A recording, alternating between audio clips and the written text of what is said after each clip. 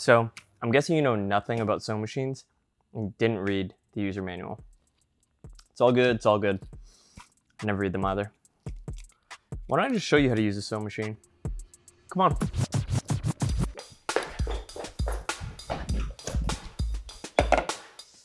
It's a pretty tricky piece of equipment, but once you get more familiar with it, it becomes a lot easier. So let me show you how to use a sewing machine. It starts with the needle. The needle goes through the fabric with thread and leaves stitches. You push the foot pedal down and the needle goes up and down.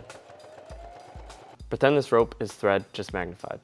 As the needle comes down with the thread, the bottom thread will come and catch it from the bottom. Top thread goes back up and then you have your stitch, and it'll keep doing that throughout the rest of the fabric. The top thread is at the top of the machine on the spool pin, and it's thread throughout the machine. And the bottom thread, it's a bit harder to see because it's inside the machine, but this is where the bottom thread is located. You'll have what they call a bobbin. A bobbin is what holds the bottom thread, and when you wind it with thread, you then place it in the bobbin case, which is underneath the throat plate or the needle plate. So you have your needle coming down with thread, creating these stitches, but if you don't have something moving the fabric through, then you're just going to be creating stitches in the same spot every single time. And that's not going to do anything. And because of that, we need feed dogs. They're like the claw of your machine, and it helps feed the fabric through, while the presser foot that sits on top keeps the fabric down. So now you have both of them working together to feed the fabric through the machine smoothly. So this is kind of like the operation area of the sewing machine. You have the needle, which has a thread that goes up and down creating the stitches, and then you have the presser foot and the feed dogs, holds fabric down and feeds it through. Aside from that, you have the reverse lever. With the foot pedal activated, will create reverse stitches or back stitches, and you can let go of the lever and it'll go back to normal. And you have the hand wheel, where you can slowly turn the needle by hand and really get precise work, or you might do this when you're working through really heavy fabric. So that pretty much sums up the operation area, and then you have the control area. This is basically a bunch of dials that control the settings for your sewing machine, which are dependent on what you're working with. We'll get more detailed on that soon, but first you have your stitch type, which is kind of like the stitches you want to produce. Stitch length, how far apart each stitch is. Stitch width adjustment, so if you're using something like a zigzag stitch, it'll show you how wide those zigzags are. And you have your needle position, which can change where the needle falls by about 1/8 of an inch. Your retention control, which controls the amount of pressure applied to the thread as it's fed through the sewing machine. And then besides that, you have your on and off switch, which powers it on and off. Now you know the general parts of the sewing machine. That's just step one. Let's take it a step further so I can show you how to set up your sewing machine. And it all starts with winding your bobbin. This is the bobbin. It'll either be clear, plastic, or metal. To start off, you want to place thread on the spool pin and lock it in with a cap. When you put your thread spool on the pin, try to remember to put the end with that notch that holds the end of your thread at the rear side so that it doesn't interfere when the thread's unraveling. This machine came with 2 caps, a big one and a small one. If you're using the big one, I like to have the large end closest to the thread, and then grab the end of your thread and follow this path. Now I know this is a Singer, but all sewing machines follow a similar path. For example, here's a Brothers sewing machine, threading it from the top, and you can see it pretty much the same.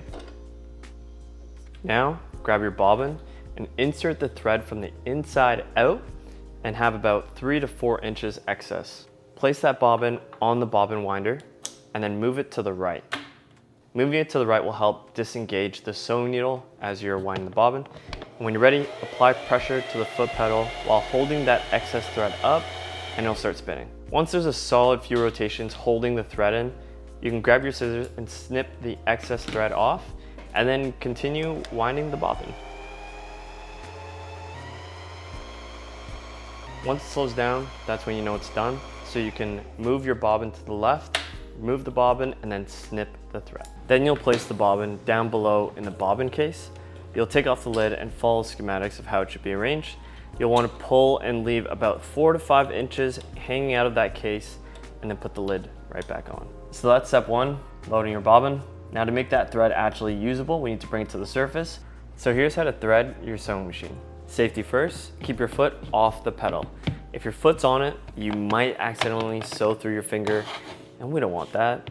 Every domestic sewing machine that I've seen comes with the schematics drawn on the machine itself to help guide you as to how to thread the machine. So these are like the little arrows with numbers that show you the path that the thread's gonna go to. So we'll start off with number 1 and we'll make our way around the machine until we get to the needle. So you'll start off with your thread on the spool pin and you'll go around hook number 1. Then you'll bring your thread around and hook it around hook number 2. Go down the machine for number 3. Step number 4, you're gonna hook it underneath here. Step number 5, hook it around and then back down for number 6. And then step 7 and 8 are 2 silver hooks at the bottom. So there's one here at the top and then there's one just above the needle here. And then you're ready to thread the needle. And that's how you thread a sewing machine. I will say it's a bit tricky, especially if it's your first time. So just in case, here's a second angle of how you can thread your sewing machine.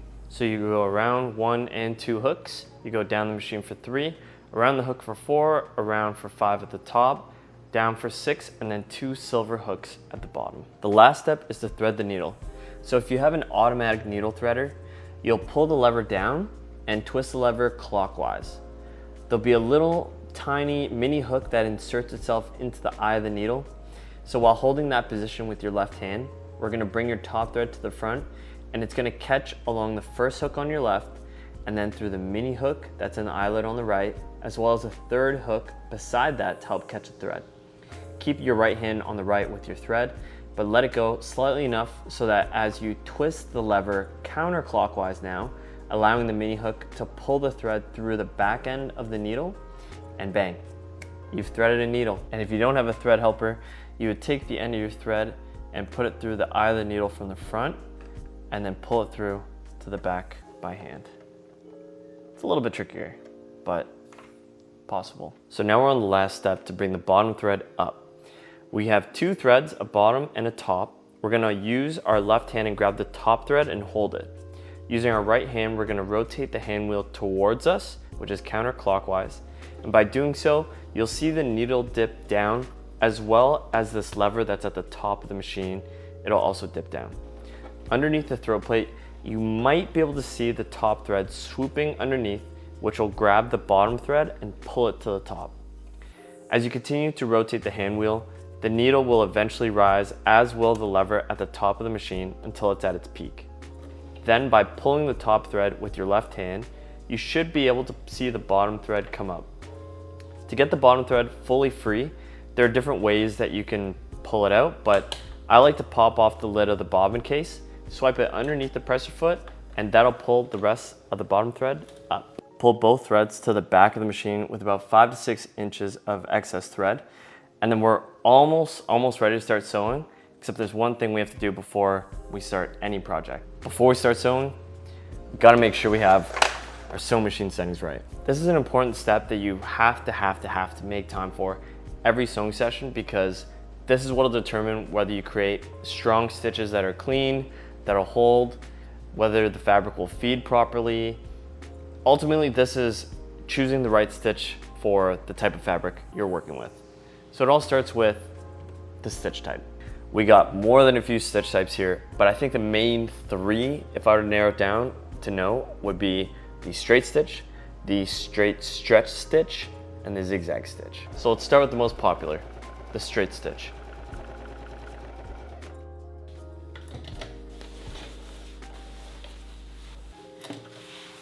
The straight stitch is commonly used for woven fabrics. As a side note, woven fabric is any textile formed by weaving, typically made by interlacing 2 or more threads at a right angle to one another.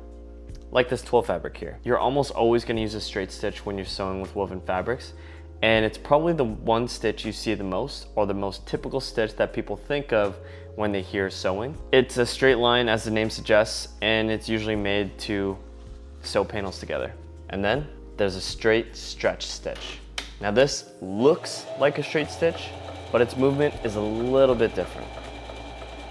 Unlike a straight stitch, which creates a new stitch moving forward once every time, the straight stretch stitch instead moves forward 2 and then back 1, and then forward 2 and then back 1. What this does is it creates stretchy stitches, which is needed for stretchy fabric like knit. Knit fabric is made by interlocking loops of yarn, which is different from woven fabric. Stretch fabric needs stitches that can stretch. Otherwise, if you use stitches that don't stretch, they'll snap. And the third stitch, not to say that there aren't other important stitches, but just for covering the basics, is a zigzag stitch. It could actually be used for a few different things. One, it could be like a makeshift stretch stitch. So if your sewing machine doesn't have a stretch stitch setting, then you can do a narrow zigzag stitch to still achieve some stretch to your stitches. Or as an alternative, it could be a replacement for a serger or overlocker, just to tie up those raw edges of your fabric. And on top of that, it could also, just be decorative. Once you know what stitch type you need, then you can start playing with some of the other dials, like stitch length. Stitch length will determine how far apart each stitch is. Here's what a short stitch length looks like, and here's what a long stitch length looks like. Shorter creates more dense stitches. So you typically want to use a shorter stitch length when you're working with very thin, lightweight fabrics or loosely woven fabrics. Another case where you want to use a shorter stitch length is when you're working with stretch. And then the longer stitch length, on the other hand, is when you're working with very thick fabric or you're sewing through multiple layers. Another case where you want to use a longer stitch length is when the fabric structure is easily damaged by the needle marks, for example, leather or vinyl. It's a good case to increase your stitch length. So as a general rule, the thinner the fabric, the shorter the stitches. The thicker the fabric, the longer the stitches. Every project is going to have different stitch settings, but generally the 2 to 3 millimeter range is the most common. So I like to start at 2.5 millimeters and then adjust it according to the type of fabric I'm working with. Now tension would be the next setting to adjust, and this controls the amount of thread that passes through the machine to create each stitch. A higher tension means there's less thread that could pass through the machine, creating tighter stitches, versus a lower tension. This means more thread can pass through the machine as you're creating stitches, thus creating a looser stitch. The tension ranges from 0 to 9. 4.5 is right in the middle. It's probably the most common. So I usually start at 4.5, 4, and then again, adjust according to the type of material you're working with. Tension is a little bit more difficult to give hard rules. For example, like heavyweight fabric, use this tension, or lightweight, use this, or based on stitch type. And it varies so much that the only way you'll really get the right tension is by testing it out on a swatch of fabric. To take it all back, this dial only controls the top thread tension, whereas the bottom thread tension is controlled underneath. It's preset, but it's underneath the throat plate, and it's rarely adjusted. So usually you want to do some test stitches, and ultimately the best stitch you'll get is when you see one thread on each side. I'm going to show you, for demonstrative purposes only, what bad tension will do to your stitches. So this one, the top tension was very loose, too loose, and you can see based on the top, like these stitches look like they're already gonna fall out. They're wavy. And if you look at the bottom, it just looks like a mess. And it's because the top tension wasn't tight enough to pull the bottom thread up and create those natural, stereotypical stitches you'll see. Now here's an example where the tension's too tight, and like if you look at the top, it almost looks like one straight line, like you don't see the dips of the thread. It's because the tension's too tight, it's pulling all the bottom thread up, and you can see it on the top. The bottom is where you can see those gaps. And the last thing that I think is really important, I don't think it gets talked about enough, and I think it's because not every sewing machine, at least the domestic sewing machines, has the ability to adjust this. But when you're tuning your machine before every project, I think it's really important to look at this dial right here. This is the presser foot pressure dial. And what it does is it controls how much pressure the presser foot applies to your fabric. You want the right amount of pressure so that the fabric feeds evenly as you're sewing.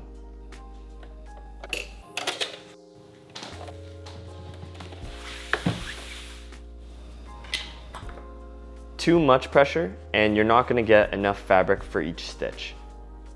Not enough pressure you're gonna get wonky stitches because the fabric's just not being supported enough.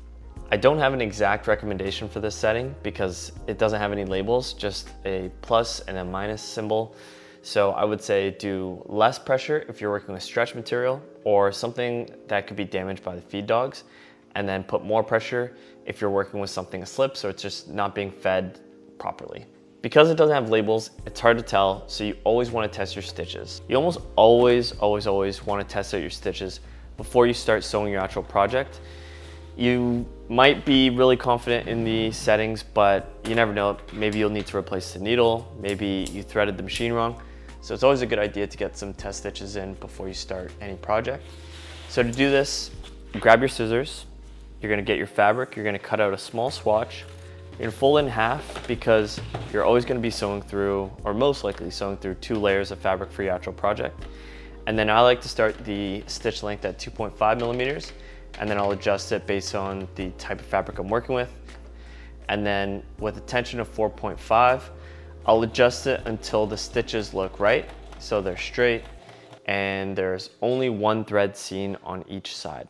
So, we got the sewing machine set up. We know how to use it, but let's actually start using it now. And so I'm gonna demonstrate this by sewing a tote bag from the Sewing DIY kits. The tote bag is like my #1 recommendation for anyone learning how to sew because the shape is just so simple for people to learn. And to make it even easier, these Sewing DIY kits come with everything you need to sew on. You've got the fabric, you've got the paper pattern, you've got the supplies like the woven straps for the bag and the thread. This just makes it that much easier to learn how to sew from home. So once you cut your pattern, once you cut your fabric, you're ready to start sewing. So with the machine set up, we're gonna have our excess thread here, the top and bottom thread, about 5 to 6 inches. And this ensures that when we start sewing, it just doesn't come undone. If there's no excess, it'll come apart so easy. In my machine, it's already dialed in. I've got the settings right. I've tested out the stitches, so I know they're good. The first step is to drop the presser foot on your fabric. This is gonna hold our fabric down so that we can start doing our construction stitch. The construction stitch is what holds our seams together. For this, it's gonna be a straight stitch because we're working with woven, cotton canvas.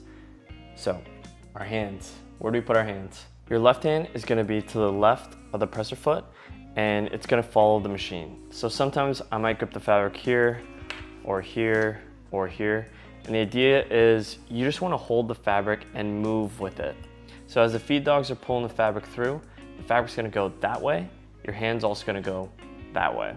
Your right hand is placed in front of the presser foot. Careful of the needle, we don't need to go too close, it could stay an inch or 2 behind.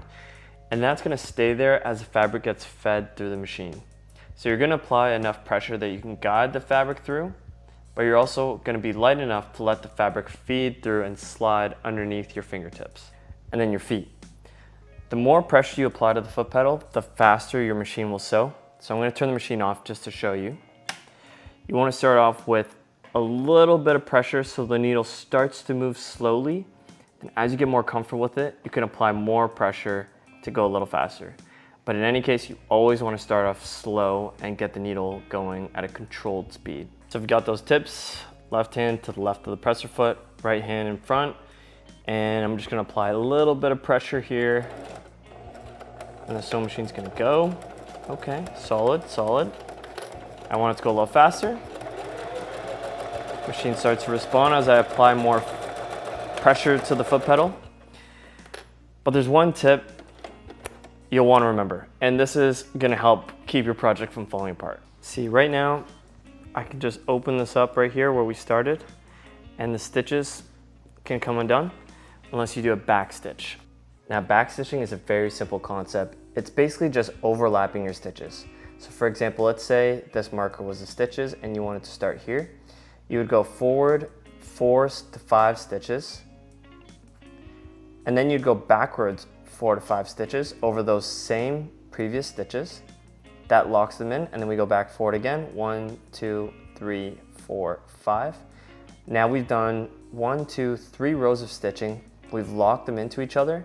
Then we can keep moving forward after. So I'll show you how it works on the machine. You have your 5 to 6 inches of excess thread. You would throw the fabric underneath, lower the presser foot, and I'm gonna apply a little bit of pressure on the foot pedal just to go slowly. I want 4 to 5 stitches. 1, 2, 3, 4, 5, done. I'm gonna hold down this lever and I'm gonna use my other hand to hold the fabric, and I'm gonna go backwards those same 5 stitches. And I'm gonna let go of the foot pedal, let go of the lever, and then I can move forward and keep sewing. And once you reach the end of your stitch, you're gonna wanna do the exact same thing. You're gonna go forward 5 stitches, backward 5, and forward, and finish there. So we'll sew up to the edge. And now we'll hold the lever down, go backwards 5, let go of the lever, and move forward. And now we've locked in our stitches at the beginning and the end of our stitch. Some general rules or etiquette, call it, for sewing. Don't talk and sew at the same time. Focus on your work. Keep your foot off the pedal whenever you're adjusting the machine, you're changing the presser foot, touching the fabric, the presser foot, anything that has to do with your fingers around this general area, foot off the pedal until you're ready to sew, because that needle will go right through your finger. Keep your fingers away from the stitch line, in front, to the side, nowhere near this area, ever. Always in the safe zone. Don't force the fabric, pushing it or pull it. Just support the fabric and let the feed dogs do the work. Your hands are just here to guide the fabric through. You want to start off sewing slow. Control your foot pressure, keep it slow, and then gradually get faster if you need to, but you always start off slow. If you're sewing through some heavy, thick fabric, your machine might have some difficulty getting through all that, so you could do it by hand, manually. Just grab the hand wheel on the right side and turn it towards you. You're gonna turn this counterclockwise and only counterclockwise. You never wanna turn it clockwise, because that might mess up the timing of your machine, which could lead to a lot of costly repairs. The only situation I'd say, and only a small amount, is when you need to help release the tension because there's a bobbin thread jam. And the most important tip, the best for last, if you want really straight lines, you wanna focus on the seam guide or the edge of your fabric. Don't focus on the needle. The needle is moving up and down, it's moving way too much. If you wanna get really clean, straight stitching, gotta focus on that seam guide. Wanna learn more about fabrics? Check out the next video. Until next time, peace.